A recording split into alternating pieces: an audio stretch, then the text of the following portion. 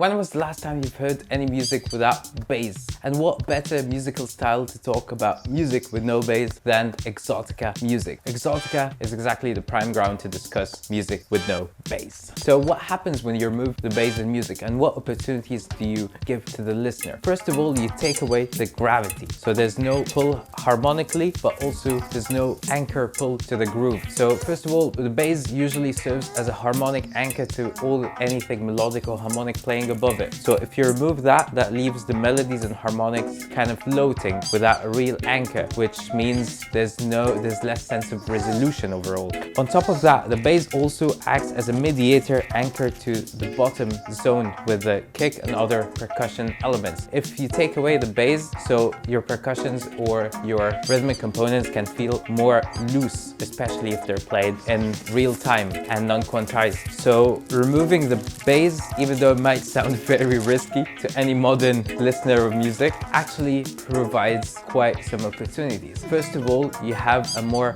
loose higher harmonics and melodies that can feel more floaty and more dreamlike. At the same time, you have a percussion that now takes center spotlights to draw all the groovy attention to itself without that necessitating and demanding anchor of the bass line. Moreover, the bass is usually the driving force because of its weight and heavy frequency. Fundamental and second and third harmonic component naturally drives a lot of attention and naturally can lead the song to feel like it's progressing towards something and it's going forward. So that means if you take it away, you could get less of that feeling, and instead of going forward and instead of feeling like you're progressing towards something, you suddenly feel like woo-hoo! You're simply lifted in air, which is not a very bad feeling if you ask me. So if you remove that attention grappling bass line from your song, suddenly all your attention is gonna go upward, literally. And what's happening upward? It's a floating roams of textures and harmonics and gratifying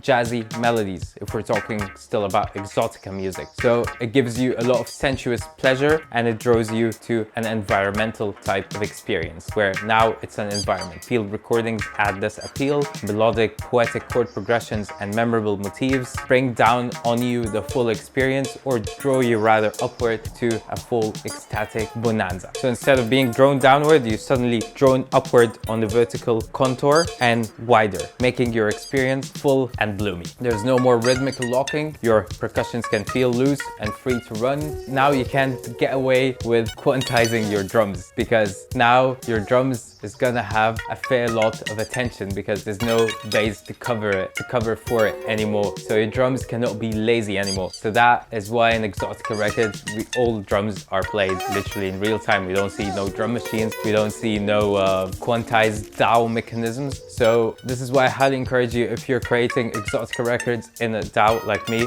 through these modules that we're presenting, make sure to trigger them real time. Make sure to sample them correctly, sample them live if you can, and make them as loose as possible. Do not quantize them. Have a pulse, have a sense of a pulse, but even that pulse, do not make it quantized whatsoever. And that puts more responsibility on how you're performing and how you're bringing about your drums. So thank you Exotica for taking out the bass, because now we are more responsible drummers. In real complex environment, if you've noticed, if you ever go outside your house, hopefully you do that, low end frequencies usually take a while to travel and they usually blare out. So what remains is the high crisp details of higher frequencies and mid-range frequencies of the insects, of the wildlife, of the birds chirping. All of these sounds live in the higher regions of the frequency range, and they are more prominent in our environments by nature. So by chopping out our bass, we're actually making our music sound more like our environment, especially if we add these textures that kind of emulate the wildlife that might surround us in nature or in the weird metropolis. In any case, if you'd like to invite more imagination in your music to your listener, consider taking the risk and removing out the bass, out the door bass, and invite the natural scope of tropical Havanas, dream landscapes, and Exotica wonders. See you again soon. Hope you enjoyed this module.